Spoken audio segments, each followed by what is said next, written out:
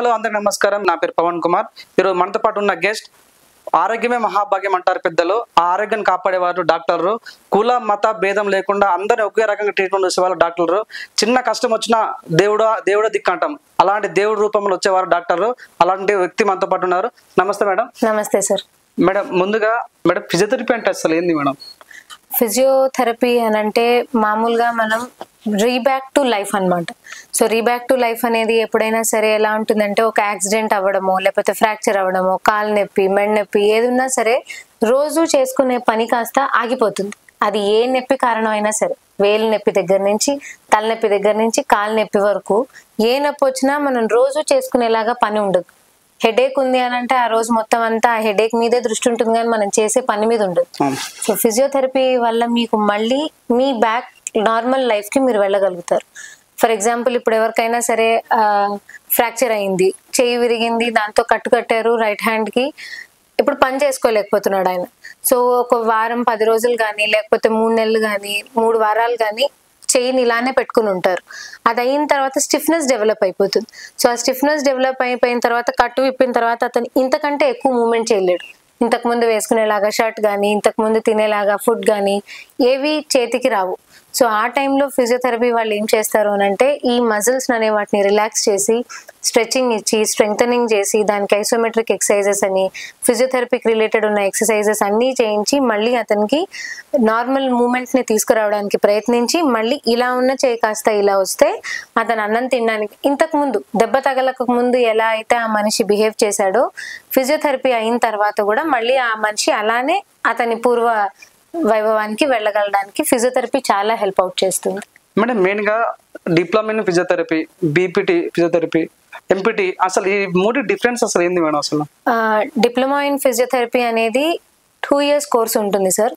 అందులో నేర్చుకునేది ఏంటి అని అంటే మిషన్స్ ఎలా పెట్టాలి, ఏ మిషన్ ఎక్కడ పెట్టాలి, ఏ నొప్పి వచ్చినప్పుడు అది ఏ మజిల్కి ఎక్కడ తీసుకోవాలి అనేది ఒక బేసిక్ నాలెడ్జ్ ఇంట్రడ్యూస్ చేస్తారు. సో ఈ బేసిక్ నాలెడ్జ్ ఇంట్రడ్యూస్ చేసినప్పుడు ఏంటి అని అంటే మనిషికి మెడ నొప్పి ఉంది అని అంటే మనం తీసుకునే ఆ పరికరాలు ఎక్కడ పెట్టుకోవచ్చు. మెడ నొప్పి అంటే సహజంగా ఎక్కడెక్కడ వస్తుంది, మోకాలు నొప్పి అంటే ఏ కండరాలకు వస్తుంది, ఇంతే తెలుస్తుంది వాళ్ళకి. బట్ బ్యాచిలర్స్ ఆఫ్ ఫిజియోథెరపీ ఏదైతే 4 సంవత్సరాలు చదువుతామో మొదటి సంవత్సరం మొత్తం అంతా ఎంబీబీఎస్ వాళ్ళకు ఉన్నట్టుగానే ఎనాటమీ, ఫిజియాలజీ, బయోమెకానిక్స్, బాడీకి సంబంధించి అసలు వేలు కదపాలి అని అంటే మనకి ఏ నరం ఏ మజిల్ ఎలా వస్తుంది ఏంటి అనేది మొత్తం ఇన్ డీటెయిల్ గా ఇన్ బ్రీఫ్ గా విత్ ప్రాక్టికల్స్ తో పాటు మాకు నేర్పిస్తారు. సో అలా ఉన్నప్పుడు ఏమవుతుంది అని అంటే ఒక మనిషి వచ్చి ఇప్పుడు నాకు కాలు నొప్పి వచ్చింది అని అంటే ఆ కాలు నొప్పికి కారణం ఎందుకు వస్తుంది అంటే మెట్లు ఎక్కేటప్పుడు వస్తుందా, దిగేటప్పుడు వస్తుందా, కూర్చుంటే వస్తుందా, లేస్తే వస్తుందా, చాలా డిఫరెన్స్ ఉంటుంది వీటిల్లో. ఈ డిఫరెన్సెస్ అన్నిటినీ గమనించుకుని చేయడానికి బ్యాచిలర్స్ కావాల్సి వస్తుంది. మాస్టర్స్ అనేది ఏంటి అని అంటే బ్యాచిలర్స్ లో మేము అన్ని చదువుతాం, like cardio, pulmonary, rehabilitation, geriatrics the, gynaecology, ఇవన్నీ సబ్జెక్ట్స్ మాకు ఉంటాయి. సో మాస్టర్స్ వచ్చేసరిప్పటికి ఏదో ఒక సబ్జెక్ట్ మీద ఎక్కువ ఫోకస్ వెళ్తుంది. 2 years మొత్తం దీని మీద ప్రాక్టికల్ వెళ్ళిపోతాం. సో నేను ఆర్థోపెడిక్స్ లో స్పెషలైజేషన్ చేశాను. సో ఈ ఆర్థోపెడిక్ స్పెషలైజేషన్ లో నేను ఎక్కువ నా సర్వీస్ లో చూసింది మొత్తం ఫ్రాక్చర్స్ కానీ పోస్ట్ ఆపరేటివ్ కానీ రీహాబిలిటేషన్స్ కానీ వీటి మీద ఇంకొంచెం ఎక్కువగా చదువుతాం అనమాట. సో డిప్లొమా చేసిన వాళ్ళకి ఎక్కడ ఏమొస్తుంది అన్నది ఐడియా ఉంటుంది, బ్యాచిలర్స్ కి ఎందుకు వచ్చింది అన్నది ఐడియా ఉంటుంది, మాస్టర్స్ కి దాన్ని ఎలా తగ్గించాలి అన్నది ఇంకొంచెం డీటెయిల్డ్ గా బాగా తెలుస్తుంది. మేడం ఫిజియోథెరపీ తీసుకోవడానికి అసలు మీ ఇన్స్పిరేషన్ ఎవరు అంటే ఏం చెప్తారు మేడం? ఫిజియోథెరపీ తీసుకోవడానికి ఇన్స్పిరేషన్ అంటే మా తాతగారు సార్, మా నాన్నగారు వాళ్ళ నాన్నగారు. ఆయనకి నేను చాలా క్లోజ్ గా ఉండేదాన్ని. ఎందుకంటే అమ్మ నాన్న ఇద్దరు జాబ్ కి వెళ్ళిపోయేవాళ్ళు. సో అమ్మ టీచర్ ఉండేది, నాన్న ప్రైవేట్ ఎంప్లాయీ. సో వాళ్ళిద్దరూ జాబ్ కి వెళ్ళిపోయేసరికి ఇంట్లో నేను మా తాతగారే ఉండేవాళ్ళు. సో మా తాతగారు ఎప్పుడైనా సరే నన్ను చూసుకోవడానికి స్కూల్ నుంచి రాగానే నన్ను ఆడించి ఎత్తుకుని హోంవర్క్స్ చేయించడం దగ్గర నుంచి పడుకోబెట్టేదాకా ఆయనతో ఎక్కువ స్పెండ్ చేసేదాన్ని. సడన్ గా ఆయనకి బీపీ ఇంక్రీజ్ అయిపోయి ఒకసారి అర్ధరాత్రి బాత్రూమ్ లో పడిపోయినప్పుడు నాన్న పక్కింటి అంకుల్ తీసుకెళ్లి హాస్పిటలైజ్ చేశారు, తాతగారికి ఏదో అయింది వచ్చేస్తారా అన్నదే చెప్పారు. ఎందుకంటే అప్పుడు నేను 3rd class లో ఉన్నా. సో 3rd class లో ఉన్నాను కాబట్టి అంత ఐడియా లేదు. బట్ ఒక 1-2 weeks తర్వాత ఇంటికి వచ్చారు. ఇంటికి వస్తే నేను ఆ మనిషిని చూసింది ఎలా అంటే మా నాన్న ఒకవైపు ఇంకొక అటెండర్ ఒకవైపు ఇద్దరు కలిపి తీసుకొస్తున్నారు. అసలు మా తాతగారికి హైట్ కి వెయిట్ కి ఆయన వస్తుంటే చాలా బాగుండేది. బట్ సడన్ గా మనిషి అలా ఉన్న మనిషి ఇలా అయిపోయారు అనేది అది ఎలా ఎక్స్ప్రెస్ చేయాలో తెలిసేది కాదు. కాకపోతే ఎప్పుడు చూడు బెడ్ మీద పడుకునేవారు. ఈవెన్ ఫుడ్ కానీ వాష్రూమ్ కి కానీ దేనికైనా మా నాన్న వెళ్ళి మా అమ్మ వెళ్ళి చేయడమే తప్పితే ఆయన ఎప్పుడు వచ్చి ఇంతకు ముందులాగా నాకు తినిపించడం మాట్లాడడం కూడా వచ్చేది కాదు. బట్ కొద్ది రోజులు అయిన తర్వాత ఒక 1 వీక్ అయిన తర్వాత ఏమో ఒక 2 మనుషులు వచ్చారు మా తాతగారికి హెల్ప్ చేయడానికి. 1 గంట 2 గంటలో ఉండేవారు సార్ రోజు. ఉండి వాళ్ళకి మా తాతగారికి ఎక్సర్సైజెస్ చేయించడం, నడిపించడం, కూర్చోబెట్టడం అవన్నీ చేసేవారు.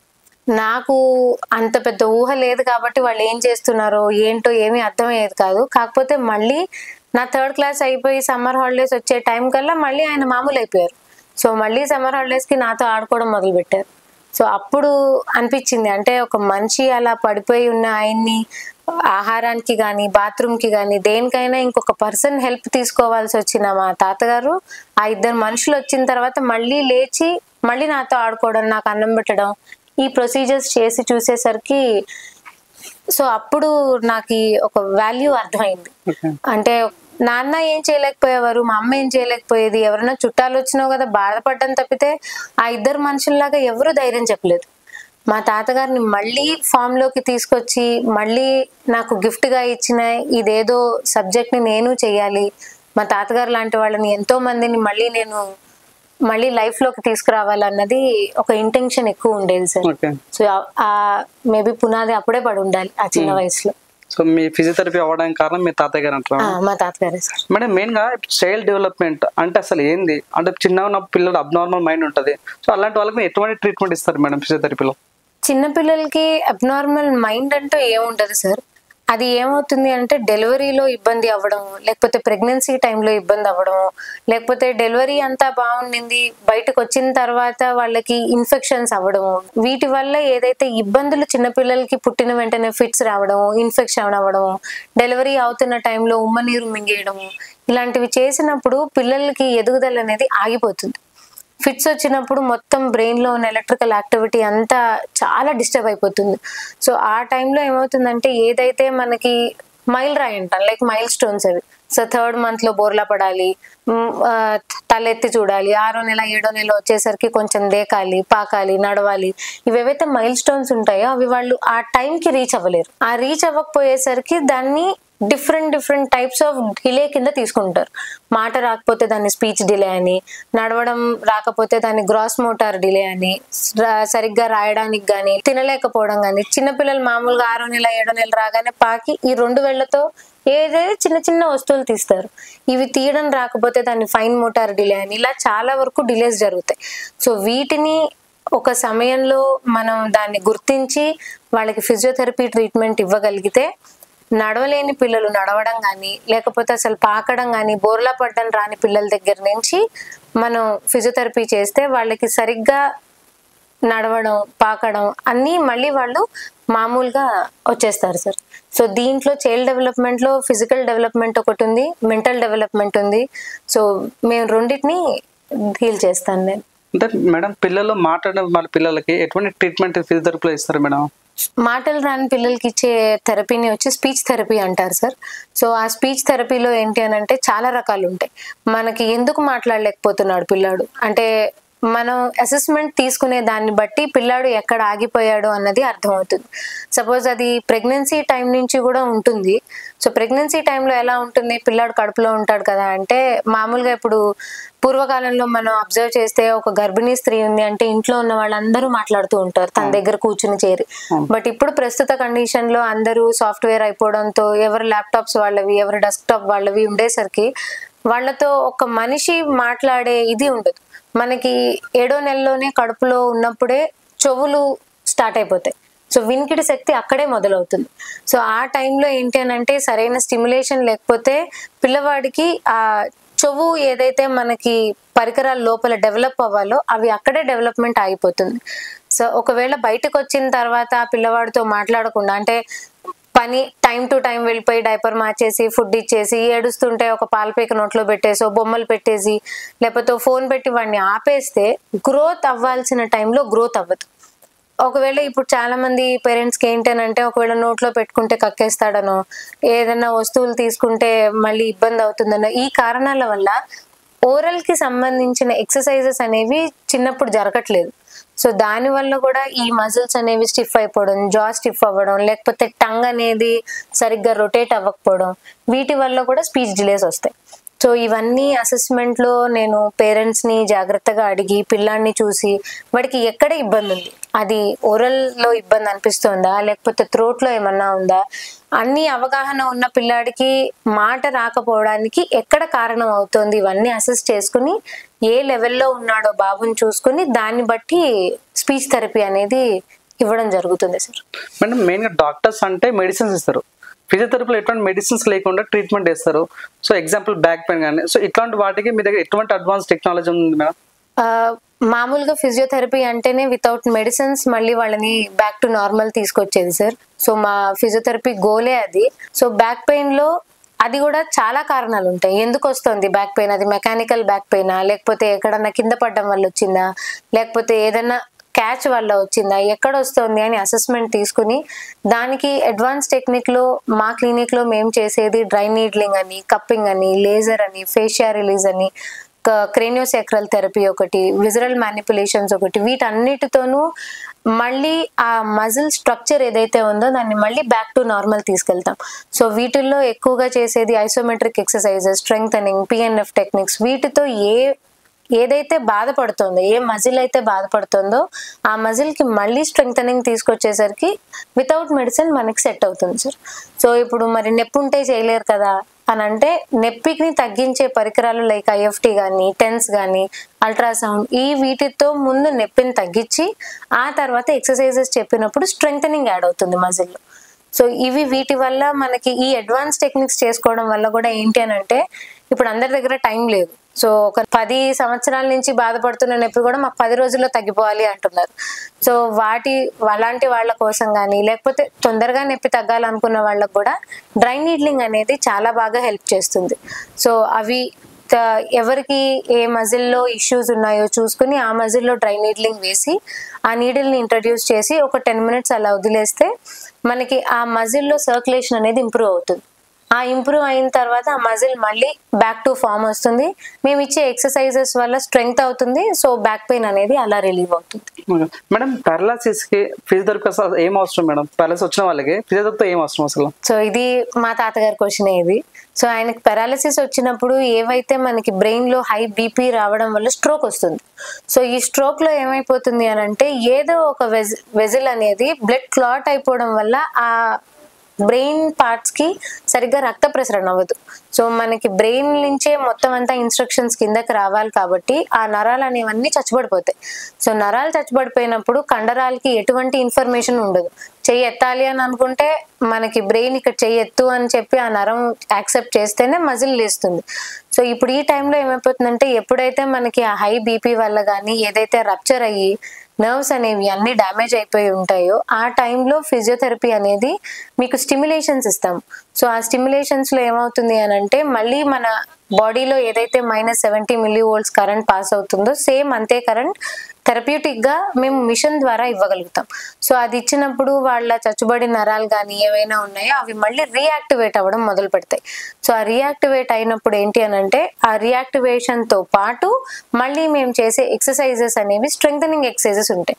సో 0 మజిల్ పవర్ నుంచి మేము మళ్ళీ మజిల్ పవర్ ని 4 కి కానీ 5 కి కానీ తీసుకెళ్ళగలుగుతాం. సో అలా తీసుకెళ్ళినప్పుడు ఏమవుతుందంటే, physiotherapy is nothing but exercises. Continuous గా ఎక్సర్సైజెస్ చేసుకోవడం, స్టిమ్యులేషన్స్ ఇవ్వడం, ఇవి చేసినప్పుడు మళ్ళీ బ్రెయిన్ కి రీగ్రోత్ అవ్వడం స్టార్ట్ అవుతుంది. సో కంటిన్యూస్ స్టిమ్యులేషన్స్ వల్ల మళ్ళీ న్యూరాన్స్ అనేవి రియాక్టివేట్ అయ్యి మజిల్స్ లో రీజనరేషన్ పవర్ క్రియేట్ అయ్యి మళ్ళీ మామూలుగా రావడానికి హెల్ప్ అవుతుంది. మేడం మెయిన్ ముఖ్యంగా స్ట్రోక్స్ అంటే అసలు ఏంది, అసలు బ్రెయిన్ స్ట్రోక్ అంటే ఏంది, దీనికి ఫిజియోథెరపీ సంబంధం ఏంది అసలు? సో బ్రెయిన్ స్ట్రోక్ అనేది ఏం లేదు సార్. మామూలుగా ఎప్పుడైనా మనకి ఎప్పుడైనా హై బీపీ రావడము, లేకపోతే ఏదో ఒక విషయంలో యాంగ్జైటీ ఫీల్ అయిపోయి బాగా నర్వస్ అయిపోతున్నప్పుడు ఏమవుతుందంటే, హార్ట్ పంప్ ఎక్కువ చేస్తుంది బ్లడ్ ని. ఆ టైంలో యాక్చువల్ గా మన బ్రెయిన్ లో ఉన్న నరాలన్నీ చాలా దారాల్లాగా చాలా సన్నగా ఉంటాయి. ఎప్పుడైతే హై ప్రెషర్ వచ్చేస్తుందో ఈ ప్రెషర్ ని తట్టుకోలేక ఆ వెజల్స్ అనేవి ఒక్కసారిగా బర్స్ట్ అయిపోతుంది. సో బర్స్ట్ అయిపోయేసరికి మనకు ఆ ఏరియాలో మొత్తం అంతా బ్లీడింగ్ లాగా అయిపోయి ప్రెషర్ క్రియేట్ అయిపోతుంది. సో ఇక్కడ నుంచి బయటకు వెళ్ళే స్కోపే లేదు, ఎందుకంటే ఆల్రెడీ స్కల్ గట్టిగా పట్టేసుకుని ఉంటుంది. సో ఈ ప్రెషర్ వల్ల ఏదైతే బ్లీడింగ్ అయిపోయిందో ఇది మొత్తం ఆ బ్రెయిన్ ఇలా కంప్రెస్ చేసేస్తుంది. సో కంప్రెస్ చేసినప్పుడు సిగ్నల్స్ అనేవి సరిగ్గా వెళ్ళవు. ఆక్సిజన్ కానీ ఇవన్నీ వెళ్ళకపోయేసరికి ఏమైపోతుందంటే మళ్ళీ బ్రెయిన్ అనేది యాక్సెప్ట్ చేయడానికి రాదు. సో ఆ టైంలో ఆక్సిజన్ ఇవేవి లేకపోయేసరికి ఒక్కసారిగా మనిషికి హై బీపీ వచ్చి కళ్ళు తిరిగి కింద పడిపోతారు. ఈ పడిపోవడంలో ఏమవుతుంది అని అంటే ఏ పార్ట్కి అయితే మనకి బ్రెయిన్ కి సరిగ్గా సప్లై అవ్వలేదో ఆ పార్ట్, అది రైట్ అవనియండి లెఫ్ట్ అవనియండి, దానికి తగినట్టుగా మొత్తం కాలు చెయ్యి ఆ సైడ్ మొత్తం అంతా వచ్చి దాన్ని స్ట్రోక్ అని అంటారు. మేడం ఇందాక మీ ఆఫీస్కి వచ్చినప్పుడు నీడిల్ టెక్నిక్ గురించి చూశాను. అసలు నీడిల్ టెక్నిక్ అంటే ఏం చేస్తుంది మేడం? అసలు దాన్ని డ్రై నీడ్లింగ్ అంటారు సార్. ఆ డ్రై నీడ్లింగ్ లో యూజ్ చేసే నీడిల్స్ వచ్చి ఒక్కొక్క పార్ట్ కి ఒక్కొక్క లెంగ్త్ లో ఉంటాయి. సో ఇవి ఏంటంటే ఇప్పుడు కొంతమంది చెప్తారు నిద్ర లేస్తూ ఉంటే సోఫాలోకి వచ్చే పడుకున్నాను, లేవగానే ఇక్కడ పట్టేసింది నాకు, లేకపోతే ఇలా తిప్పుతుంటే ఈ పార్ట్ లో బాగా నొప్పి వస్తుంది, ఈ పార్ట్ లో నొప్పి వచ్చినప్పుడు నాకు ఇలా హెడేక్ వస్తుంది, ఆ హెడేక్ వల్ల నాకు వామిటింగ్ వస్తుంది అంటారు. సో ఇది ఏంటంటే దీనికి కారణం వచ్చి ట్రిగర్ పాయింట్ అని అంటాం మేము. సో ట్రిగర్ పాయింట్ అని అంటే ఏంటంటే ఏదైతే ఒక మజిల్ కి ప్రతి ఒక్క మజిల్ కి ఒక ట్రిగర్ ఉంటుంది. సో అది మనకి మోటార్ పాయింట్ అనొచ్చు. అక్కడి నుంచి కరెంట్ పాస్ అవుతూ ఉంటుంది అనమాట మనం ఏదైనా యాక్షన్ చేయాలి అంటే. ఆ టైంలో ఏమవుతుందంటే ఈ మజిల్ సపోజ్ నెక్ పెయిన్ ఉన్న ఇష్యూస్ అందరికి చాలా మందికి ఇక్కడ పెయిన్ ఉంటుంది. ఈ పెయిన్ వల్ల హెడేక్ వస్తుంది, లేకపోతే ఇక్కడ కొద్దిసేపు నొక్కుంటే నాకేదో నాజియా ఫీలింగ్ అంటే వామిటింగ్ వచ్చేలాగా అనిపిస్తుంది, ఇది తీసేస్తే బాగుంది అంటారు. సో ఈ మజిల్ ఏదైతే ఉందో అది మనకి ఇక్కడి నుంచి వస్తుంది. సో ఇక్కడి నుంచి వచ్చేటప్పుడు ఈ పాయింట్ లో పెయిన్ ఉన్నప్పుడు ఏమవుతుందంటే ఈ పాయింట్ నొక్కి పెట్టినప్పుడు ఆ మజిల్ ఎక్కడి నుంచి వస్తుందో అక్కడి వరకు అంతా రేడియేషన్ వెళ్తుంది. సో ఇప్పుడు ఈ పాయింట్ ని తీయాలి. ఇప్పుడు ఈ పాయింట్ ని తీయాలి అని అంటే నేను ఎంతసేపు నొక్కినా నేను నా స్కిన్ నొక్కుతాను, దాని కింద ఉన్న ఫ్యాట్ ని నొక్కుతా. లేదు అని అంటే ఆయింట్మెంట్ రాయాలి అని అంటే స్కిన్ కింద వరకే వెళ్తుంది, బట్ కరెక్ట్ గా ఆ పాయింట్ ని ముట్టుకోదు. సో ఇప్పుడు నీడిల్ అనేది ఏంటి అని అంటే మేము ఆ మజిల్ లోకి ఇన్సర్ట్ చేస్తాం. ఇన్సర్ట్ చేసినప్పుడు ఆ నీడిల్ వెళ్ళి ఆ కరెక్ట్ గా ట్రిగర్ పాయింట్ ని టచ్ చేస్తుంది. అప్పుడు ఆ ట్రిగర్ పాయింట్ ని టచ్ చేసినప్పుడు అక్కడ సర్క్యులేషన్ కానీ లేకపోతే న్యూట్రిషన్ వాల్యూస్ కానీ ఇవన్నీ ఇంక్రీజ్ అయ్యి మజిల్ ని రిలాక్స్ చేస్తాయి. అది మళ్ళీ మేము ఒక 10 minutes పెడతాము. 10 minutes పెట్టిన తర్వాత దాన్ని ఎప్పుడైతే బయటికి తీస్తామో పేషెంట్ కి అప్పుడేం తెలియదు, బికాజ్ ఇమీడియట్ గా వచ్చే రీజన్ నేనేం పెయిన్ కిల్లర్ ఇవ్వట్లేదు. ఆ నీడిల్లో ఎటువంటి మందు కానీ సెలైన్ కానీ లిక్విడ్ కానీ ఏమి ఉండదు, అందుకే దాని పేరు డ్రై. సో డ్రైగా ఉన్న నీడిల్ ని మేము ఇన్సర్ట్ చేసినప్పుడు ఇమీడియట్ గా పెయిన్ రిలీఫ్ అయిపోయిందా తగ్గిపోయిందా అన్నది ఆయనకి ఏం తెలియదు. But as time goes, like ఇప్పుడు పొద్దున్న ట్రీట్మెంట్ తీసుకుని వెళ్తే సాయంత్రానికి ఆయనకి ఇక్కడ తేడా కనిపిస్తుంది.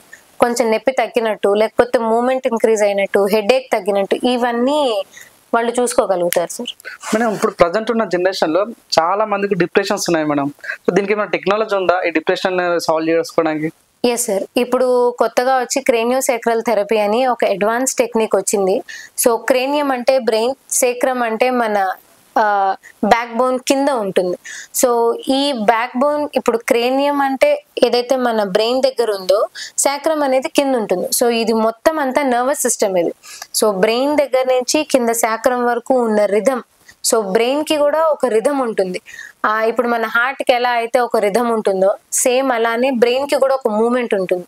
ఈ మూమెంట్ ఎప్పుడైతే యాంగ్జైటీ కానీ డిప్రెషన్స్ కానీ లేకపోతే ఏదో unresolved case, like unresolved pain కానీ ఎన్నో మందులు వాడుతున్నాను అయినా నాకు తగ్గట్లేదు, ఎంతో మంది డాక్టర్స్ కి చూపించాను, ఎన్నో టెస్ట్లు చేశాను, అన్ని నార్మలే ఉన్నాయి, అందరూ నీకేదో సైకలాజికల్ ప్రాబ్లం ఉన్నందువల్ల నీకు నొప్పి వస్తుంది, అంతేగాని నిజంగా అక్కడ ఏం నొప్పి లేదు, కావాలంటే రిపోర్ట్స్ చూసుకోండి అని ఇలాంటివి చాలా చెప్తూ ఉంటారు. కాకపోతే వాళ్ళకి నిజంగా నొప్పి ఉంటుంది. అది ఎవరికి చెప్పాలో ఏం చేయాలో అర్థం కాక ఇంతకు ముందు ఉన్నలాగా వాళ్ళు పని చేసుకోలేకపోవడం, ఇవన్నిటికీ కారణం నా నొప్పేనేమో నేనేనేమో అని ఇలా బాధపడుతూ ఉండేసరికి డిప్రెషన్ కానీ లేకపోతే ఏదైనా ఒక చిన్న పని చేయమని అడిగితే అమ్మో నేను చేయలేనేమో ఈ నొప్పితో అన్న భయపడిపోయి యాంగ్జైటీ రావడం, ఇవన్నీ వచ్చేసరికి ఈ బ్రెయిన్ లో ఉన్న రిథమ్ అనేది మిస్ అయిపోతుంది. సో మామూలుగా మనకి ఏంటంటే చక్కగా ఇలా క్రెడిల్లో పాపాయిని మెల్లిగా ఊపుతున్నట్టు ఏదైతే రిధమ్ ఉంటుందో అదే ఉంటుంది బ్రెయిన్ కి సాక్రమ్ కి. సో ఈ రిధమ్ ని మళ్ళీ మేము సెట్ చేయగలుగుతాం.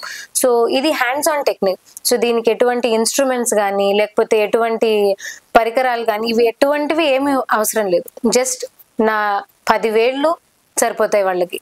ఇది ఒక 1 hour ప్రోటోకాల్ ఉంటుంది. సో అసలు మేము ఏం చేస్తున్నాం, ఎలా అన్రిజర్వ్డ్ ఎమోషన్స్ కూడా, ఎప్పుడో ఏదో ఎమోషన్ ఉంది కానీ అది బయటపడట్లేదు, దాని వల్ల కూడా మన బ్రెయిన్ లో బాడీలో చాలా చేంజెస్ జరుగుతాయి. సో వీటన్నిటిని మళ్ళీ మేము బ్యాక్ టు నార్మల్ తీసుకురాగలుగుతాం. సో ఈ డిప్రెషన్స్ కానీ యాంగ్జైటీ ఎటువంటి ఎన్ని రకాల ఉన్నా కూడా మేము దాన్ని ఈ క్రేనియోసాక్రల్ థెరపీ వాళ్ళకి చాలా మంచి అడ్వాన్స్ టెక్నిక్. ఓకే మేడం, ఇప్పుడు ఐసీయూలో ఉన్నటువంటి పేషెంట్కి ఫిజియోథెరపీతో అసలు ఏం పని మేడం? అంటే ఫిజియోథెరపీ యొక్క రోల్ ఏముంటుంది అక్కడ? సో ఐసీయూలో ఉన్న వాళ్ళకి ఫిజియోథెరపీ వాళ్ళు చాలా హెల్ప్ అవుట్ చేస్తారు సార్. ఎందుకనంటే ఐసీయూలో ఉన్నారు అని అంటే వాళ్ళు కదలలేరు. సో వాళ్ళకి కదలలేకుండా ఉన్నారు అని అంటే చెస్ట్ లో చాలా వరకు నిమ్ము చేరిపోతుంది. ఎందుకంటే అక్కడ ఏసీ ఉంటుంది, వాళ్ళు సరిగ్గా బ్రీతింగ్ తీసుకోలేరు, వెంటిలేటర్ పైన ఉంటారు. ఆ రిథమ్ అనేది చాలా వరకు పోతుంది. అప్పుడు చెస్ట్ ఫిజియోథెరపీ అని చేస్తాం. సో ఈ చెస్ట్ ఫిజియోథెరపీ చేయడం వల్ల ఏమవుతుంది అని అంటే వాళ్ళకి ఏదైతే నిమ్ము పట్టి ఊపిరి సరిగ్గా తీసుకోలేరో వాళ్ళకి చెస్ట్ ఫిజియోథెరపీ చాలా హెల్ప్ఫుల్ అవుతుంది. అలానే మూమెంట్ అన్కాన్షియస్ లో ఉంటారు చాలా మంది, లేకపోతే కాన్షియస్ లో ఉన్నా కూడా మూమెంట్స్ చేసుకోలేరు. లైక్ ఇందాక మీరు అడిగినట్టు పారాలసిస్ వాళ్ళు, వీళ్ళు మూమెంట్స్ చేసుకోలేరు. ఆ టైంలో మూమెంట్ చేయకుండా అలానే బెడ్ మీద వదిలేస్తే ఈ బోనీ ఏరియాస్ లో మొత్తం అంతా ర్యాపిడ్ జరిగి వెట్ సోర్స్ వస్తాయి. సో ఆ ఇన్ఫ్లమేషన్ వల్ల, ఇన్ఫెక్షన్ వల్ల మొత్తం బాడీకి పాకి ఇంకా తొందరగా చనిపోయే అవకాశాలు ఉంటాయి. సో ఫిజియోథెరపీ వాళ్ళు ఏంటి అని అంటే ఐసీయూలోకి వెళ్ళి ప్రతి ఒక్క చిన్న పార్ట్ ని, మన తలకాయ దగ్గర నుంచి కాలి గోటి వరకు ప్రతి ఒక్క బాడీ పార్ట్ ని మూవ్మెంట్ చేసి వాటికి ఎక్సర్సైజెస్ చేయించి, కూర్చోలేని వాడని కొద్దిసేపు కూర్చోపెట్టి ఇవన్నీ ఐసీయూలో చేయగలుగుతారు. కాబట్టి ఐసీయూలో ఫిజియోథెరపీ చాలా ఎక్కువ ఇంపార్టెన్స్. మేడం ఈ స్పోర్ట్స్ ఫిజియోథెరపీ అంటే అసలు ఏంది మేడం అసలు? ఇది కూడా ఒక స్పెషలైజేషనే. లైక్ మా బ్యాచిలర్స్ అయిపోయిన తర్వాత, బ్యాచిలర్స్ ఆఫ్ ఫిజియోథెరపీ అయిపోయాక మాస్టర్స్ ఆఫ్ ఫిజియోథెరపీలో చాలా చాలా బ్రాంచెస్ ఉన్నాయి. లైక్ అది ఒకటి గైనకాలజీ కానీ, పీడియాట్రిక్స్ కానీ, జీడియాట్రిక్స్ కానీ, స్పోర్ట్స్ కానీ, ఆర్థోపెడిక్, న్యూరాలజీ, కార్డియోపల్మనరీ, ఇలా ఒక్కొక్క డిపార్ట్మెంట్ కి ఒక్కొక్క మాస్టర్స్ చేస్తాము. సో స్పోర్ట్స్ ఫిజియోథెరపీ అనేది మేజర్ గా స్పోర్ట్స్ కి సంబంధించిన ఇంజురీస్ ని, స్పోర్ట్స్ కి సంబంధించిన ఇష్యూస్ ని వాళ్ళ రీహాబిలిటేషన్ కి ఎక్కువ యూజ్ అవుతుందండి. సో మామూలుగా ఏంటంటే స్పోర్ట్స్ ఆడేవాళ్ళు ఎంత పర్ఫెక్ట్ గా ఎక్సర్సైజ్ చేసి ఎంత ప్రాక్టీస్ చేసుకుని గ్రౌండ్ లోకి వెళ్ళినా అది ఏదో ఒక మూమెంట్ లో వాళ్ళకి ఇబ్బంది అయిపోతుంది. సో వాళ్ళ కోసం అని చెప్పి స్పోర్ట్స్ ఫిజియోథెరపీలో టేపింగ్ టెక్నిక్స్ అని, ఆ తర్వాత కైరోప్రాక్టిక్ టెక్నిక్స్ అని, ఇలాంటి చాలా టెక్నిక్స్ ఉన్నాయి. సో ఇమీడియట్ గా మళ్ళీ వాళ్ళని ఒక చిన్న బ్రేక్ తీసుకుని ఆ బ్రేక్ టైంలో వాళ్ళని మళ్ళీ టేప్ వేయడము, లేకపోతే వాళ్ళకి ఇమీడియట్ గా రిజాల్వ్ చేసి, నీడ్లింగ్ కూడా చాలా బాగా పనిచేస్తుంది స్పోర్ట్స్ వాళ్ళకి. నీడ్లింగ్ అని, కప్పింగ్ అని, ఈ టేపింగ్, ఇవన్నీ మళ్ళీ మేము ఇమీడియట్ గా వాళ్ళకి లైక్ బ్రేక్ టైంలోనే వాళ్ళకి ట్రీట్మెంట్ చేసి మళ్ళీ ఆడేందుకు వాళ్ళని సిద్ధం చేసి మళ్ళీ పంపించేస్తాం. మేడం ఫిజియోథెరపిస్ట్ దీప్తి గారు అంటే మాక్సిమం అందరికి తెలుసు. సో దీప్తి గారి యొక్క నేటివ్ ప్లేస్ ఎవరికి తెలియదు. సో మీ నేటివ్ ప్లేస్ ఏంది అసలు? మీరు ఎక్కడ, మీ ప్రాపర్ ఎక్కడ అసలు? మా ప్రాపర్ వచ్చి మచిలీపట్నం సార్, ఆంధ్ర. కానీ పెరిగింది మొత్తం అంతా, నా స్కూల్ అయింది, చదువు మొత్తం అంతా హైదరాబాద్. సో మా నాన్నగారు ఆయన పెళ్లి అవ్వక ముందే ఇటు వచ్చేసి ఇక్కడ సెటిల్ అయిపోయారు హైదరాబాద్ లో. సో నేటివ్ ప్లేస్ అంటే ఆంధ్ర సార్ నాది. ఓకే మేడం, మీరు బీపీడీ చేశారు, బీపీడీ చేసేటప్పుడు సింగిల్ గా ఉన్నారు. ఆఫ్టర్ మ్యారేజ్ తర్వాత కూడా ఎంపీడీ చేశారు. సో అలా అంటే సహజంగా ఇప్పుడున్న జనరేషన్ లేడీస్ మ్యారేజ్ తర్వాత ఎడ్యుకేషన్ స్టాప్ చేస్తారు మేడం. కానీ మీరు ఒక గొప్ప విషయం ఏంటంటే మ్యారేజ్ అయిన తర్వాత కూడా స్టడీస్ కంటిన్యూ చేయటాలు. సో ఇప్పుడు మీ యొక్క స్టోరీని ఇన్స్పిరేషన్ తీసుకునే వాళ్ళకి ఏం చెప్పాలనుకుంటారు మేడం? నిజం చెప్పాలంటే సార్, ఇప్పుడు మీరు చెప్పినట్టుగానే యాక్చువల్గా నేను బీపీటీ అయిన తర్వాత ఇంకా చాలు, ఇంకేం అక్కర్లేదు, పెళ్ళి అయిపోయింది, సో ఏదో ఒక జాబ్ చేసేసుకుంటూ ఉందామని అనుకున్నా. కాకపోతే మా హస్బెండ్ ఏంటంటే, లేదు నువ్వు మాస్టర్స్ చెయ్యాలి, మాస్టర్స్ ఉంటేనే నువ్వు ఇంకా చాలా మందికి ట్రీట్ చేయగలుగుతావని ఆయన బలవంతంగా అప్లికేషన్స్ తీసుకొచ్చి సైన్ చేయించి ఆయనదే అయింది సార్. యాక్చువల్గా ఎంపీటీలో నా రోల్ అంటూ ఏం లేదు. ఎందుకంటే నాకు అప్పటికి పాప ఉంది చిన్నది, అది 6 months 7 months పాప తను. సో ఇంకెందుకు, అయిపోయింది కదా, పాప వచ్చింది, నేను ఏదో జాబ్ చేసుకుంటూ ఉంటే అయిపోతుంది, అన్న దీంట్లో నేనున్నా. కాకపోతే ఏంటంటే అలా అయితే ఇబ్బంది అవుతుంది, నువ్వు నీ ప్రొఫెషన్ కి నువ్వు ఏదన్నా వాల్యూ ఇవ్వాలి, నువ్వు అనుకున్న గోల్ ఒకటి బట్ నువ్వు ఇక్కడ ఆగిపోకూడదు అని ఆయన ప్రోత్సహించి నన్ను వేయడం వల్ల ఎంపీటీ అనే కాదు సార్, దాని తర్వాత నేను ఎంఎస్సి సైకాలజీ చేశాను, PG diploma in early intervention చేశాను, చాలా కోర్సెస్ అటెండ్ అయ్యాను. మొన్న రీసెంట్ గా కూడా ముంబైకి వెళ్ళి ఫ్యామిలీ సపోర్ట్ తోనే పిల్లల్ని మేము చూసుకుంటాం, ఇబ్బంది ఏం లేదు. వాళ్ళు సపోర్ట్ లేకపోతే యాక్చువల్ గా ఒక మ్యారీడ్ ఉమెన్, అది కూడా మదర్ ఆఫ్ 2 kids వెళ్ళి చేయలేరు సార్. ఇప్పుడు కూడా ఏంటంటే నేను నా క్లినిక్ లో 9ంటికి వెళ్ళానంటే రాత్రి మళ్ళీ 9 అవుతుంది. అప్పటి వరకు పిల్లలు తిన్నారో ఏం చేశారో ఆ బెంగ లేదు అని అంటే మా ఇన్లాస్ కానీ మా హస్బెండ్ కానీ వీళ్ళదే ఎక్కువ సపోర్ట్ ఉంది. మరి మీ స్కూలింగ్ అసలు ఎలా ఉండేది? మీరు బీపీటీ ఎక్కడ వేసారు, ఎంపీటీ ఎక్కడ వేసారు అంటే ఏం చెప్తారు మేడం? బీపీటీ వచ్చి నాది చెన్నైలో జరిగింది సార్, డాక్టర్ ఎంజీఆర్ యూనివర్సిటీ వాళ్ళ రిఫరెన్స్ ద్వారా అయ్యింది నాది. సో ఎంజీఆర్ యూనివర్సిటీలో అలీ మొహమ్మద్ స్లేక్ కాలేజ్ ఆఫ్ ఫిజియోథెరపీ, అది చెన్నైలో ఉంది, అక్కడ నేను బీపీటీ చేశాను. నా ఇంటర్న్షిప్ వచ్చి గవర్నమెంట్ హాస్పిటల్ చెన్నైలో జరిగింది.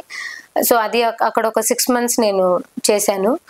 ఎంపీటీ అయ్యేసరికి నేను హైదరాబాద్లో ఉన్నాను కాబట్టి ఎన్టీఆర్ యూనివర్సిటీ కింద ఉన్న ఒక college like Sushruta college of paramedical sciences కొత్తపేటలో ఉంది, అందులోనే అది ఎంపీటీ ఆర్థోపెడిక్స్ అయిందండి. మనకి మెయిన్ చెప్పాలంటే బీపీటీలో 5 years కోర్స్ ఇది, కానీ ఎందుకని మేడం ఒక పెద్ద డ్రాబ్యాక్, అసలు శాలరీ పరంగా చూసుకున్న గవర్నమెంట్ జాబ్స్ కూడా చాలా తక్కువ ఉంటాయి. సో ఇట్లాంటి కొత్త వచ్చిన స్టూడెంట్స్కి అసలు బీపీటీ చేయాలా వద్దా అంటే మీరు ఏం చెప్తారు మేడం? ఫిజియోథెరపీ అనేది ఒక ఆర్ట్ సార్ అది. ఎందుకనంటే ఇప్పుడు అంటే నేను ఎవరిని తక్కువ చేసి అనను, బికాజ్ ఎవరి రోల్ వాళ్ళకి చాలా ఇంపార్టెంట్. ఇప్పుడు doctor first line of defence అయినా, ఇప్పుడు ఇమీడియట్ గా మనకు తలనొప్పి వచ్చింది అని అంటే ఒక మందు వేసుకోవడానికే చూస్తాం, అలాంటిది ఫస్ట్ లైన్ ఆఫ్ డిఫెన్స్ గా వాళ్ళే ఉంటారు. బట్ సెకండ్ లైన్ ఆఫ్ దీనిలో ఫిజియోథెరపీ అనేది ఒక ఆర్ట్ అది. ఎందుకంటే ఎటువంటి మెడిసిన్స్ లేకుండా ఓన్లీ ఎక్సర్సైజెస్ తో పేషెంట్ కి దగ్గరగా ఉండి మళ్ళీ వాళ్ళని రీబ్యాక్ చేయించడం అనేది మామూలు మాట కాదు. ఇప్పుడు ఒకవేళ ఎవరికైనా మెడనొప్పి వచ్చింది, ఎన్ని రోజులు వేసుకున్నా పెయిన్ కిల్లరే వేసుకోగలుగుతారు కానీ మూమెంట్ ని ఇంక్రీజ్ చేసే మందు వేసుకోలేరు. సో మూమెంట్ ఇంక్రీజ్ చేయాలి అని అంటే ఆ మజిల్ ని రిలాక్స్ చేయాలి. మజిల్ రిలాక్స్ చేసి ఎక్సర్సైజెస్ చేయించేది ఫిజియోథెరపీలోనే జరుగుతుంది, ఇంకా వేరే దాంట్లో ఎక్కడ ఉండదు. ఇప్పుడు మీరు అన్నట్టుగా శాలరీస్ పరంగా కానీ లేకపోతే జాబ్స్ పరంగా కానీ తక్కువ ఉండడానికి కారణం ఏంటి అని అంటే మాకు ఒక కౌన్సిల్ లేదు. సో వీళ్ళంటే ఇలానే ఉండాలి, సో మాకు ఇన్ని గవర్నమెంట్ జాబ్స్ కావాలి, ఇది ఒక స్టాండర్డ్ మాకు లేదు. సో మాకు ఒక సపరేట్ కౌన్సిల్ ఒకటి ఫామ్ అయ్యి మాకు ఇన్ని రూల్స్ అండ్ రెగ్యులేషన్స్ ఉంటే ఖచ్చితంగా శాలరీస్ లోను ఆ తర్వాత జాబ్స్ లోను గవర్నమెంట్ జాబ్స్ కానీ ప్రైవేట్ జాబ్స్ ఏవైనా సరే మేము ఇంప్రూవ్ అవ్వగలుగుతాం. అంటే ఒక పేషెంట్ కి ఏదైనా ప్రాబ్లం వస్తే డైరెక్ట్ డాక్టర్ దగ్గరికి వెళ్తాడు, డాక్టర్ రిఫరెన్స్ అనే ఫిజియోథెరపీ దగ్గరకు వస్తారు. సో అప్పటికే చాలా డ్యామేజ్ అయిపోయి ఉంటది. సో అప్పుడు మీరు ఫిజియోథెరపీలో ఏం చేస్తారు మేడం? డైరెక్ట్ మిమ్మల్ని కాంటాక్ట్ అయితే అలాంటి కేసెస్ నేను నా బీపీటీ ప్రాక్టీస్ దగ్గర నుంచి చూస్తూ ఉన్నాను. నేను ఈ టైంలో ఏంటంటే నా ప్రాక్టీస్ టైంలో ఇలాంటివి నేను చాలా చూశాను. సో కొన్ని క్రిటికల్ కేసెస్ చూశాను, ఆపరేషన్ చేయించుకోవాలి, ఇంకా మీరు ఆపరేషన్ చేయించుకోకపోతే ఇంకా అయిపోతుంది అన్న కేసెస్ లో ఉన్నప్పుడు కూడా ఏంటంటే ఒకవేళ పేషెంట్ అడిగి మేము అంత చేసుకోలేము, ఇంకేదన్నా సోర్స్ ఉందా అని అడిగినప్పుడు వాళ్ళు ఎప్పుడైతే ఫిజియోథెరపీకి రిఫర్ చేస్తారో ఆ టైంలో ఉన్న వాళ్ళని రోజులు ఎక్కువ పడతాయి, ఎందుకంటే చాలా డ్యామేజ్ అయ్యి వచ్చారు కాబట్టి. నేను నా పర్సనల్ గా నేను ఒక కేసు చెప్పాలి అని అంటే, ఒక మేడం ఉన్నారు, ఆవిడ లైక్ 45 years ఏజ్, ఆవిడ నెక్ పెయిన్ ఉంది ఇష్యూ ఎప్పటి నుంచో ఒక 3 years నుంచి నెక్ పెయిన్ తో బాధపడుతున్నారు. ఆవిడ డాక్టర్స్ దగ్గరికి వెళ్ళి కన్సల్ట్ అయినప్పుడు వాళ్ళు మెడికేషన్స్ ఇచ్చారు, నెక్ బెల్ట్ పెట్టుకోమని సజెస్ట్ చేశారు, అవన్నీ చేస్తూ ఉన్నారు, చాలా బాగుంది. బట్ సడన్ గా ఒక రోజు ఏమైపోయిందంటే పని చేస్తున్న టైంలో వేళ్ళు ఇలా కొంకర్లు తిరగడం గమనించారు ఆవిడ. ఇలా అయిపోతుంది ఏంటి అని ఇమీడియట్ గా వెళ్ళినప్పుడు వాళ్ళు ఎంఆర్ఐ స్కాన్లు సిటీ స్కాన్స్ అవన్నీ తీసి చూస్తే డిస్క్ బల్జ్ చాలా ఎక్కువ ఉంది, నర్వ్ ని చాలా ఇంపింజ్ చేస్తుంది, సో మీరు ఆపరేషన్ చేయించుకోవాలి అని అన్నారు. కాకపోతే ఆవిడ ఆపరేషన్ కి రెడీయే ఉన్నారు. కాకపోతే ఏంటంటే వాళ్ళ పిల్లల పరిస్థితిని బట్టి ఇప్పుడు ఆపరేషన్ చేయించుకుంటే మళ్ళీ వాళ్ళకి లేడీస్ కి ఉన్న కామన్ సింపథెటిక్ వేలో పిల్లల గురించి ఆలోచిస్తారు కాబట్టి ముందు స్టడీస్ కి దానికి ఇబ్బంది అవుతుంది, నేను ఇప్పుడే చేయించుకోలేను, నాకు ఒక 2 నెలలు టైం ఇవ్వండి అని అడిగితే వాళ్ళు నొప్పిని తగ్గించుకోవడానికి మీరు ఫిజియోథెరపీకి వెళ్ళండి అని వాళ్ళు సజెస్ట్ చేశారు. సో వాళ్ళు నన్ను అప్రోచ్ అయ్యారు. అప్రోచ్ అయినప్పుడు వాళ్ళ కండిషన్ మొత్తం అంతా నేను చూసి ఆవిడికి నాకు దగ్గరగా 2 నెలలు పట్టింది మళ్ళీ మామూలుకి తీసుకొచ్చి అవ్వడానికి.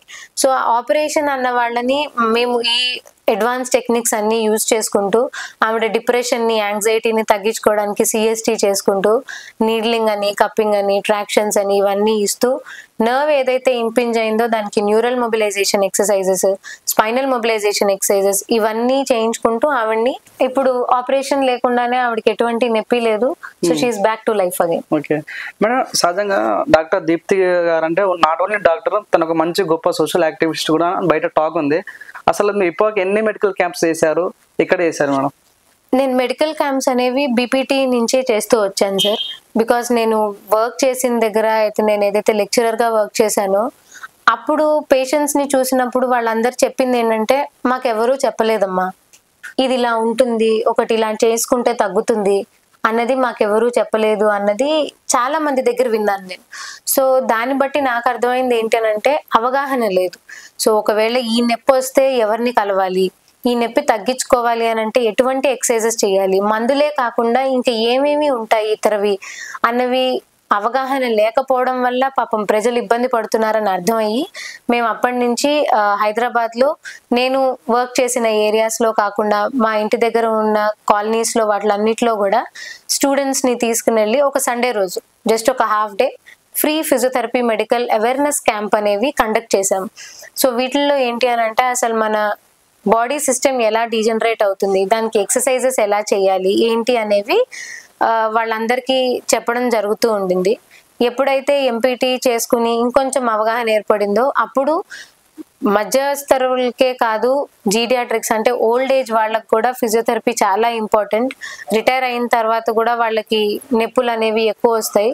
సో వీటికి మీద కూడా అవగాహన జరిపించాలి అని welfare associations like old age welfare associations ఉంటాయి, అక్కడ అంతా వెళ్ళి మేము వాళ్ళకి అసలు ఫిజియోథెరపీ ఇంపార్టెంట్, లైక్ ఫిజియోథెరపీ అంటే exercises, movements important. So physiotherapy అనేది మూమెంట్ స్పెషలిస్ట్ అంటారు మమ్మల్ని ఇంకొక మాటలో. సో ఆ మూమెంట్కి ఉన్న ఇంపార్టెన్స్ని వాళ్ళందరికీ చెప్పి అలా క్యాంప్స్ కండక్ట్ చేయడం, ఆ అవేర్నెస్ క్రియేట్ చేశాం సార్. అలానే ఇప్పుడు పిల్లల మీద కూడా ఎందుకు ఈ డిలేస్ వస్తున్నాయి, ఎలా వస్తున్నాయి, ఎందువల్ల వస్తున్నాయి, ఇవన్నీ కూడా పేరెంట్స్కి ఒక అవగాహన చేసుకోవడం. అంటే మీరు ఎప్పుడెప్పుడు మీ పిల్లవాడిని ఎలా నోట్ చేసుకోవాలి, ఎందుకంటే తల్లిదండ్రులకి పిల్లవాడు అల్లరి చేసిన ముద్దుగానే ఉంటుంది, కామ్గా పడుకున్న ముద్దుగానే ఉంటుంది. సో ఎప్పుడు మనం చూడాలి, ఎప్పుడు మనం పిల్లల్ని వచ్చి వాడు సరిగ్గా పోషణ జరుగుతుందా లేదా, పోషణకి తగినట్టు ఎదుగుదల ఉందా లేదా అన్నది ఎలా చూసుకోవాలి అన్నది పేరెంట్స్ అందరికీ అవగాహన కల్పించడానికి ప్రైమరీ స్కూల్స్లో, తర్వాత కాలనీస్లో, వెల్ఫేర్ అసోసియేషన్స్ వీటన్నిటిలోనూ పేరెంట్స్కి, పెద్దవాళ్ళకి అందరికీ క్యాంప్స్ కండక్ట్ చేస్తూ వచ్చాను సార్. మేడం, ₹1 తీసుకోకుండా ఇంచుమించు 50 మందికి పైగా ఫ్రీ ట్రీట్మెంట్ ఇచ్చారంట. సో అసలు ఎందుకనే ఆ హెల్ప్ మీకు చేయాలనిపించింది మేడం? సహజంగా కష్టపడి చదువుతారు, జాబ్ చేసుకుంటూ వాళ్ళ లైఫ్ వాళ్ళు హ్యాపీ మూవ్ అవుతారు, కానీ ఇటువంటి ప్రజెంట్ జనరేషన్లో కూడా ఇంచుమించు 50 మందికి పైగా ఫ్రీ ట్రీట్మెంట్ చేయడం అనేది మాటలు కాదు. సో నిజంగా ఎందుకు చేయాలనిపించింది మేడం మీకు అది? నేను ఫిజియోథెరపీ సర్వీస్ ఓరియంటెడ్ గానే తీసుకున్నాను సార్. ఎందుకనంటే డాక్టర్ ప్రొఫెషన్ వచ్చేసే సర్వీస్ ఓరియంటెడ్. వైద్యం అనేది అందరికీ అందాలి, అందరికీ అందుబాటులో ఉండాలి. అప్పుడు మన ఫ్యూచర్ జనరేషన్సే కానివ్వండి, లేకపోతే ఇప్పుడు ప్రస్తుతానికి వర్క్ చేసుకునే వాళ్ళందరి దగ్గర నుంచి మనం రెవెన్యూ తీసుకోగలుగుతాం. ఇప్పుడు కూలివాడికే కాదు, లేకపోతే కోటీశ్వరుడికే కాదు, అందరికీ నొప్పులు ఉంటాయి, అందరి పిల్లలకి ఇబ్బందులు ఉంటాయి. అందరూ వెళ్ళి చేసుకోవాలి, అందరికీ నొప్పులు తగ్గాలి అన్నది నాది ఇంటెన్షన్ ఉండేది సార్ బాగా. సో దానిని ప్రోత్సహించారు, మా హస్బెండ్ కూడా అలానే ప్రోత్సహించారు. సరే ఒకవేళ నీకు అలా అనిపిస్తుంది అని అంటే కానీ క్యారీ ఆన్ చేసుకో, ఇబ్బంది ఏం లేదు అని ఆయన ప్రోత్సహించడం వల్లనే నేను ఫ్రీగా చాలా మందికి ట్రీట్మెంట్ చేశాను సార్. ఎగ్జాంపుల్గా చెప్పాలంటే ర్యాపిడోలో ఉన్న వాళ్ళకి మనకు తెలిసినంత వరకు పాపం వాళ్ళకి అంత శాలరీ ఏమీ ఎక్కువ ఉండదు. సో కానీ వాళ్ళ పిల్లలకి కూడా డెవలప్మెంటల్ డిలేస్ ఉన్నాయి. వాళ్ళకు కూడా బండి కంటిన్యూస్ గా నడపడం వల్ల, ఎందుకంటే డబ్బులు రావాలి అంటే ఆయన ఎక్కువసేపు నడపాలి. ఆటో డ్రైవర్లే కానీ, లారీ డ్రైవర్లు కానీ చాలాసేపు డ్రైవింగ్ చేయాలి. మనమే ఇంత హెవీ ట్రాఫిక్ లో 1 గంట సేపు మాదాపూర్కో లేకపోతే ఇంకెటన్నా వెళ్ళాలి అని అంటే ఎక్కువసేపు డ్రైవ్ చేసాము అని అంటే ట్రాఫిక్ లో చేయి నొప్పి రావడం, కార్ డ్రైవ్ చేసే వాళ్ళకి నడువు నొప్పి, ఇవన్నీ చాలా ఎక్కువ ఉంటాయి. సో వాళ్ళకు కూడా ఉంటాయి. కాబట్టి వాళ్ళకి నేను చేసిన హెల్ప్ ఏంటి అని అంటే, మీరు రండి, ట్రీట్మెంట్ తీసుకోండి, ఎక్సర్సైజెస్ నేర్పిస్తాము చేసుకోండి. సో మీరు ఎటువంటి కంగారు పడి భయపడి ఇంత అమౌంట్ అయిపోతుందేమో అన్నది చూస్తే నొప్పి తగ్గదు. సో ఆ విషయం కోసం నేను ఎక్కువ ఫ్రీ ట్రీట్మెంట్స్ తీసుకున్నాను సార్. సో దానివల్ల నాకు వచ్చిన ప్లస్ పాయింట్ ఏంటి అని అంటే, చాలా మంది ఎవరైతే అమ్మో వైద్యానికి వెళ్తే ఇంత డబ్బు అయిపోతుందేమో అనుకున్న వాళ్ళందరూ నా దగ్గరకు వచ్చి ఎక్సర్సైజెస్ చేయించుకుని వాళ్ళ ఆశీర్వాదాలే అవనియండి, లేకపోతే వాళ్ళు నాకు ఎక్కువ ఇచ్చారు సార్. అది పిల్లలకి కూడా అలానే చేశాను. మేడం నేను విన్నాను 20 రూపీస్ కూడా ట్రీట్మెంట్ ఇచ్చారంట, అసలు ఆ స్టోరీ ఎందుకు మేడం? అసలు అది ఏం లేదు సార్, ఇలానే ఒక పేషెంట్ వచ్చి ఆయన మోకాళ్ళ నొప్పులు ట్రీట్ చేసుకుందామని ఆయన ఆటో బుక్ చేసుకుని వచ్చారు నా క్లినిక్ కి. సో ఆయన ఏంటంటే ఆ ఆటో డ్రైవర్ ఒకరోజు మధ్యాహ్నం లంచ్ టైం అయిపోయిందని మా దగ్గర ఇక్కడే పార్క్ చేసుకుని ఆయన లంచ్ తీసుకున్నారు. నా దగ్గరకు వచ్చిన పేషెంట్ ఆయన యథావిధంగా భుజం నొప్పికి ట్రీట్మెంట్ తీసుకుని వెళ్ళిపోతుంటే మళ్ళీ అదే ఆటో వ్యక్తి ఉండేసరికి ఆయన, సార్ మీరు ఎన్ని రోజులు వస్తే అన్ని రోజులు నేను వస్తాను, టు అండ్ ఫ్రోకి డబ్బులు ఇవ్వండి అని ఏదో ఆయన బిజినెస్ డీల్ ఆయన మాట్లాడుకున్నాడు. అది అయిన తర్వాత రోజు వచ్చి తీసుకెళ్తున్నప్పుడు ఆయనకి ఏంటిది ఇక్కడ చాలా మంది వస్తున్నారు, ఇది ఏమంటారు దీన్ని అని ఆటో అతను ఆ పేషెంట్ ని అడిగారు.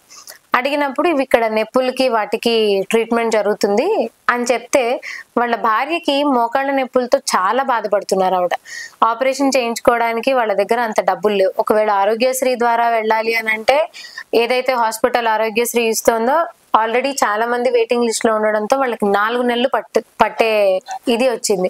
సో ఆఫ్టర్ 4 months ఆవిడకి స్లాట్ దొరికింది.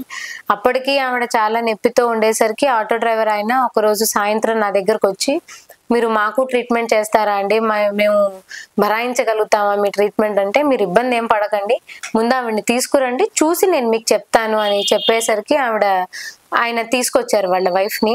తీసుకొచ్చిన తర్వాత ఆవిడతో అంతా మాట్లాడిన తర్వాత ఆవిడ నన్ను మొట్టమొదట అడిగిన క్వశ్చన్, డబ్బులు ఎంత తీసుకుంటారు అని. ఎందుకంటే ఆవిడకి వాళ్ళు ఆటో ఆయన అంటే మీకు తెలిసిందే, సవారీ ఉంటేనే డబ్బులు ఉంటాయి, వాళ్ళిద్దరే ఉన్నారు, ఇంకెవరూ లేరు. సో ఆ టైంలో ఏంటంటే, మీరు డబ్బుల గురించి ఆగండి, నేను తీసుకుంటాను, ముందు మీ నొప్పి గురించి చూద్దాము, నొప్పి తగ్గిన తర్వాత అప్పుడు నేను మీకు ఎంత అవుతుందో చెప్తాను అని అన్నాను.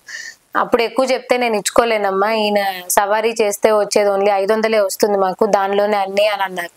మీరు అవేవి పెట్టకండి, నొప్పి తగ్గిన తర్వాత నేను మీకు చెప్తాను, మీరు ఇవ్వగలిగేంత చెప్తాను అన్నాను. ఒక 15 రోజులు తీసుకోవాల్సి వచ్చింది సార్ ఆవిడకి, ఎందుకంటే చాలా పెయిన్ ఉండింది. ఆ 15 రోజుల్లో ఆవిడ ఏదైతే మా దగ్గరకు వచ్చారో ఆ నొప్పి సగానికి సగం తగ్గింది ఆవిడకి. అంటే మెట్లు ఎక్కడం అవి ఇవి రాలేదు, కానీ ఇంతకు ముందులాగా కొంచెం వంట పని చేసుకోవడానికి సహకరించడం, బట్టలు ఆరేసుకోవడానికి సహకరించడం, కూర్చొని తినడానికి, వీటన్నిటికీ వచ్చేసరికి ఇంకా ఆవిడ, అమ్మ ఎంత తీసుకుంటామని అడిగితే, ఏమీ అక్కర్లేదండి, మీ ఆశీర్వాదం ఇవ్వండి చాలు, ఇలా చాలా మందికి తగ్గించాలి, ఆ స్ఫూర్తి ఉండాలి అన్నది నన్ను ఆశీర్వదించండి అన్నాను. చేశారు. ఆ తర్వాత ఆవిడ వెళ్ళిపోయారు. కానీ ఆయన వెనక్కి వచ్చి మళ్ళీ, వైద్యం ఉట్టిగా తీసుకుంటే దాని విలువ తెలియదమ్మా అని నా చేతిలో 20 రూపాయలు పెట్టేసి వెళ్ళిపోయారు సార్ ఆయన. మేడం, మీ తాతగారికి ఫిజియోథెరపీ వల్ల బాధపడుతున్నారని మీరు ఫిజియోథెరపీ డాక్టర్ అయ్యారు. ఒక పేదవాడికి డబ్బుల విషయం ప్రాబ్లం అవుతున్నాయి, వాళ్ళకి ఫ్రీ ట్రీట్మెంట్ ఇస్తున్నారు. అసలు మీ ఫ్యూచర్ గోల్ ఏంటి మేడం అసలు? సార్ నేను ఇక్కడ చాలా మంది పేరెంట్స్ ని కానీ పేషెంట్స్ ని కానీ చూసినందువల్ల, ఇప్పుడు చదువు అనేది అందరికీ ఇంపార్టెంట్.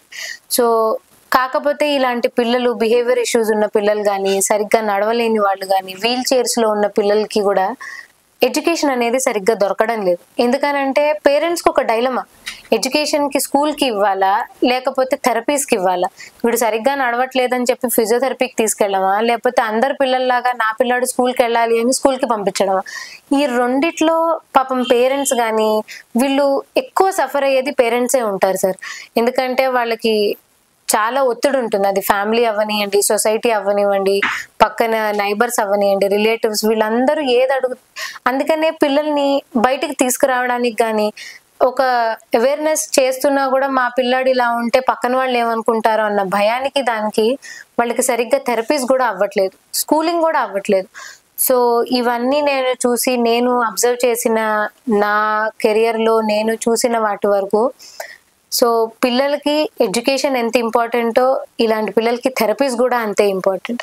సో వీళ్ళిద్దరికి ఒకే ప్లేస్లో థెరపీస్ కమ్ స్టడీస్ ఇవ్వాలి అన్నది నా ఇంటెన్షన్ సార్.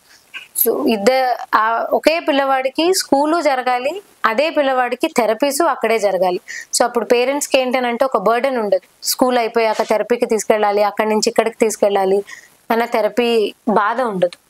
మేడం, ఒక గొప్ప విషయం ఏంటంటే Telangana health care award doctor Deepti గారు నామినేట్ అవ్వడం ఎలా చూడొచ్చు మేడం? అంటే ఎలా ఫీల్ అవుతున్నారు మీరు? అది చాలా ఆనందంగా ఉందండి నాకు. ఎందుకంటే నా సేవల్ని గుర్తించిన తెలంగాణ గవర్నమెంట్ కానీ, తెలంగాణ హెల్త్ కేర్ అవార్డ్స్ వాళ్ళు కానీ నన్ను గుర్తించి నా సేవల్ని అభినందించడానికి నన్ను నామినేట్గా తీసుకున్నారు. సో అది చాలా ఆనందంగా అనిపిస్తుంది నాకు. ఇది ఒకవేళ దేవుడి దయ వల్ల నాకు కానీ ఈ హెల్త్ కేర్ డిపార్ట్మెంట్ది అవార్డు వస్తే చాలా ఎంకరేజింగ్గా ఉంటుంది నాకు. నా సేవల్ని ఇంత బాగా గుర్తించినందుకు కానీ గవర్నమెంట్కి కానీ లేకపోతే ఈ హెల్త్ కేర్ వాళ్ళకి కానీ ఎంతో ఆనందంగా నేను నా సేవల్ని కానీ లేకపోతే ఇంకా నా సర్వీస్ని ఇంకొక రెట్టింపు ఉత్సాహంతో నేను ప్రజల్లోకి తీసుకెళ్ళగలుగుతాను. మేడం, మెయిన్గా ఇప్పుడు ఈ మన వీడియో చూసిన వ్యూవర్స్కి మిమ్మల్ని రీచ్ అవ్వాలన్నా, మిమ్మల్ని కాంటాక్ట్ కావాలన్నా ఎలా కాంటాక్ట్ అవ్వాలి? మీ ఆఫీస్కి ఎలా రావాలి మేడం? నా క్లినిక్ వచ్చి ఈసీఐఎల్ దగ్గర ఉన్న దమ్మాయిగూడ దగ్గర ఉంది sir. Doctor Deepti's child development and pain management centre. Easy land mark అంటే దమ్మాయిగూడ దగ్గర దుబాయ్ బిల్డింగ్ ఉంటుంది, ఆ దుబాయ్ బిల్డింగ్ పక్కనే ఉంటుంది నాది క్లినిక్. సో నన్ను కాంటాక్ట్ అవ్వడానికి నా నెంబర్ ఉంది 9676453188. ఈ నెంబర్కి మీరు ఎప్పుడైనా కాల్ చేయొచ్చు, ఎప్పుడైనా అపాయింట్మెంట్ తీసుకోవచ్చు. నేను ఎప్పుడూ అవైలబుల్లోనే ఉంటాను నా క్లినిక్లో. ఇంటర్వ్యూ ఎలా అనిపించిందో కామెంట్ చేయండి. మరో గెస్ట్తో మళ్ళీ కలుద్దాం.